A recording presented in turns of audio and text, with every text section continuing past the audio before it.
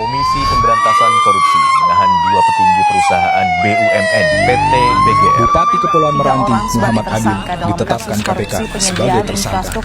Mega kembali menahan dua tersangka kasus dugaan korupsi penyaluran bantuan sosial atau bansos beras untuk penerima manfaat dan program keluarga harapan Kementerian Sosial. Selamat pagi, Assalamualaikum warahmatullahi wabarakatuh. Salam sejahtera untuk kita semua dan Om Swastiastu. Perkenalkan, nama saya Anggriani dengan NIM 21014140116 dari Program Studi Pendidikan Guru Sekolah Dasar Universitas Cokro Aminoto, Palopo. Nah, pada kesempatan ini saya akan membahas mengenai bahaya korupsi terhadap masyarakat, terhadap pendidikan, terhadap ekonomi, dan masa depan bangsa. Nah, korupsi adalah sebuah kata yang sering kita dengar, namun dampaknya begitu nyata bagi semuanya. Ia bukan hanya mencuri uang, tetapi juga mencuri harapan. Mengapa masyarakat sulit berkembang?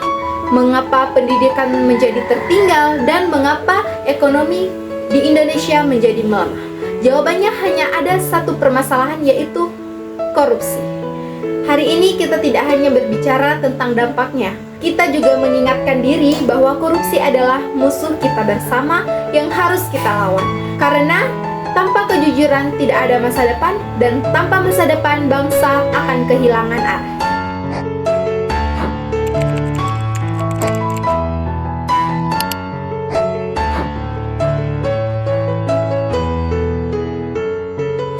Nah, teman-teman, seperti cuplikan sebelumnya, perlu diketahui apa sih itu korupsi dan mengapa korupsi sangat semengerikan itu bagi kita semuanya.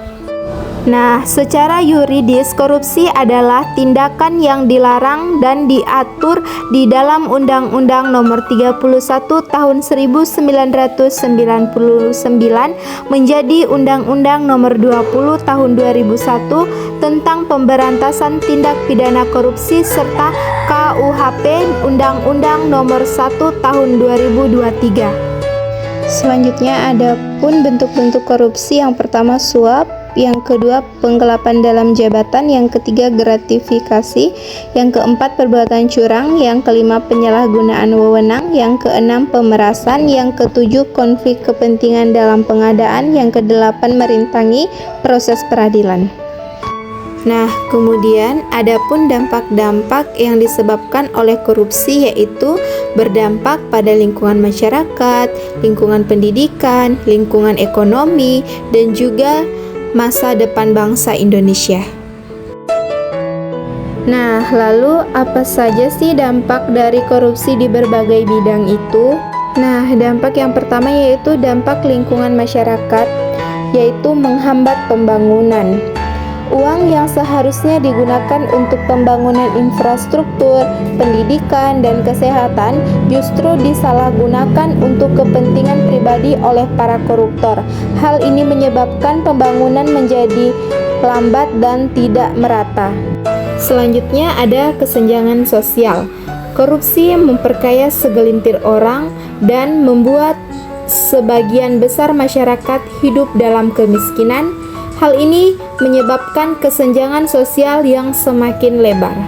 Selanjutnya yang kedua yaitu berdampak di lingkungan pendidikan, yaitu yang pertama penurunan kualitas pendidikan, fasilitas yang tidak memadai, dana yang seharusnya digunakan untuk memperbaiki atau membangun fasilitas sekolah seperti laboratorium, perpustakaan, dan ruangan kelas justru dikorupsi oleh para koruptor.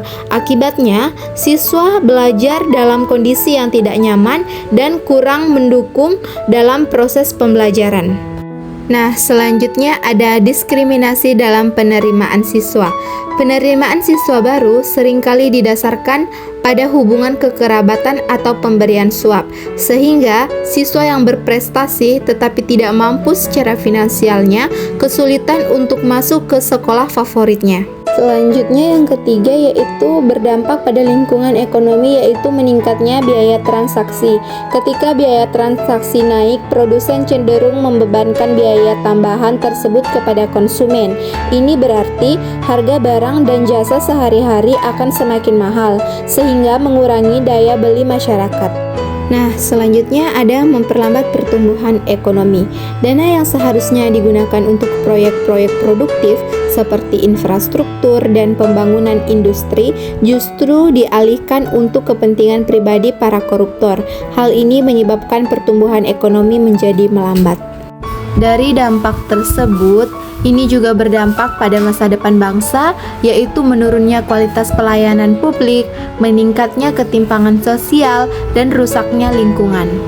Nah, itulah penjelasan mengenai bahaya korupsi yang dampaknya sangat luar biasa bagi masyarakat, pendidikan, ekonomi, maupun masa depan bangsa. Korupsi adalah tindakan yang berdiam-diam akan merusak fondasi bangsa kita. Bukan hanya tentang uang yang hilang, tetapi tentang hak-hak yang dirampas, masa depan yang dicuri, dan keadilan yang dinodai. Oleh karena itu, kita sebagai Gen Z penerus bangsa sangat penting dalam membantu pemerintah dalam upaya pencegahan korupsi. Mari bersama-sama mantapkan hati untuk tidak pernah korupsi. Sinergi pemberantasan korupsi untuk Indonesia maju. Saya Anggriani, generasi anti korupsi, pamit undur diri. Dah.